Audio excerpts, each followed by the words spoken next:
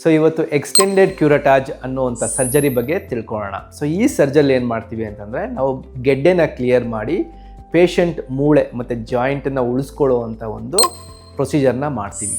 ಈ ಥರ ಪ್ರೊಸೀಜರ್ನ ನಾವು ನಾನ್ ಕ್ಯಾನ್ಸರಸ್ ಬಿನೈನ್ ಟ್ಯೂಮರಲ್ಲಿ ಮಾಡುವಂಥದ್ದು. So most common non cancerous benign tumour ನಾವು ನಮ್ಮ ಪ್ರಾಕ್ಟೀಸಲ್ಲಿ ನೋಡೋದು giant cell tumour. So giant cell ಟ್ಯೂಮರಲ್ಲಿ ನಾವು ಈ ಥರ ಪ್ರೊಸೀಜರ್ ಮಾಡೋದು, ಮೂಳೆಯಲ್ಲಿ ಒಂದು ವಿಂಡೋ ಕ್ರಿಯೇಟ್ ಮಾಡ್ತೀವಿ. ವಿಂಡೋ ಕ್ರಿಯೇಟ್ ಮಾಡಿ ಒಳಗಡೆ ಇರೋ ಗೆಡ್ಡೆನ ನಾವು ಸ್ಕೂಪ್ ಮಾಡಿ ಕಂಪ್ಲೀಟಾಗಿ ರಿಮೂವ್ ಮಾಡ್ತೀವಿ. ಇದಕ್ಕೆ ನಾವು ಸಿಂಪಲ್ ಕ್ಯೂರಟಾಜ್ ಅಂತ ಹೇಳ್ತೀವಿ. ಈ ಸ್ಟೇಜಲ್ಲಿ ನಾವು ಸರ್ಜರಿನ ನಿಲ್ಲಿಸಿದ್ರೆ ಗೆಡ್ಡೆ ವಾಪಸ್ ಬರುವಂಥ ರಿಸ್ಕು ತುಂಬ ಹೈ. ಸೊ ಅದಕ್ಕೆ ಏನು ಮಾಡ್ತೀವಿ ಅಂತಂದರೆ ಎಕ್ಸ್ಟೆಂಡೆಡ್ ಕ್ಯೂರಟಾಜ್ ಅಂತ ಮಾಡ್ತೀವಿ. ಎಕ್ಸ್ಟೆಂಡೆಡ್ ಕ್ಯೂರಟಾಜಲ್ಲಿ ಏನು ಮಾಡ್ತೀವಿ ಅಂತಂದರೆ, ಒಂದು ಸ್ಪೆಷಲ್ ಇನ್ಸ್ಟ್ರೂಮೆಂಟ್ ಬರುತ್ತೆ, ಹೈ ಸ್ಪೀಡ್ ಬರ್ರ್ ಅಂತ.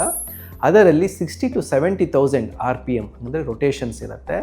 ಆ ಹೈ ಸ್ಪೀಡ್ ಬರ್ನ ಯೂಸ್ ಮಾಡಿ ನಾವು ಮೂಳೆಯ ಸುತ್ತ ಎಕ್ಸ್ಟ್ರಾ ಒಂದು 3 to 4 millimeters ಆಫ್ ನಾರ್ಮಲ್ ಬೋನನ್ನು ಕಂಪ್ಲೀಟಾಗಿ ಕ್ಲಿಯರ್ ಮಾಡ್ತೀವಿ. ಸೊ ಈ ಥರ ಮಾಡೋದ್ರಿಂದ ಯಾವುದೇ ಮೈಕ್ರೋಸ್ಕೋಪಿಕ್ ಸೆಲ್ಸ್ ಇದ್ರೂ ಕ್ಲಿಯರ್ ಆಗ್ತದೆ. ಸೊ ಇದರಿಂದ ಗೆಡ್ಡೆ ಬರುವಂಥ ರಿಸ್ಕು ತುಂಬಾ ಕಡಿಮೆ ಆಗ್ತದೆ.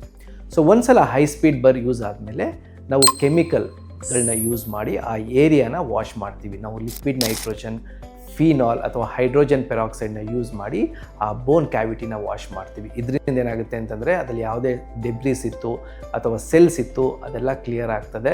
ಮತ್ತು ಈ ಕೆಮಿಕಲ್ಸು ಈ ಸೆಲ್ಸ್ ಮೇಲೆ ಆ್ಯಕ್ಟ್ ಮಾಡೋದ್ರಿಂದ ಗೆಡ್ಡೆ ಬರುವಂಥ ರಿಸ್ಕು ಕಡಿಮೆ ಆಗ್ತದೆ. ಸೊ ಒಂದ್ಸಲ ಈ ಥರ ಟ್ಯೂಮರ್ ಕ್ಲಿಯರ್ ಮಾಡಿದ್ಮೇಲೆ ಆ ಮೂಳೆಯಲ್ಲಿ ಏನು ಜಾಗ ಇರುತ್ತೆ ಅದಕ್ಕೆ ನಾವು ಬೋನ್ ಸಿಮೆಂಟ್ ಅಥವಾ ಈಗ ಹೇಗೆ ಬ್ಲಡ್ ಬ್ಯಾಂಕ್ ಇದೆ ಅದೇ ಥರ ಬೋನ್ ಬ್ಯಾಂಕ್ ಇರುತ್ತೆ, ಅಲ್ಲಿಂದ ಬೋನ್ ತೊಗೊಂಬಂದು ಆ ಜಾಗಕ್ಕೆ ಫಿಲ್ ಮಾಡ್ತೀವಿ.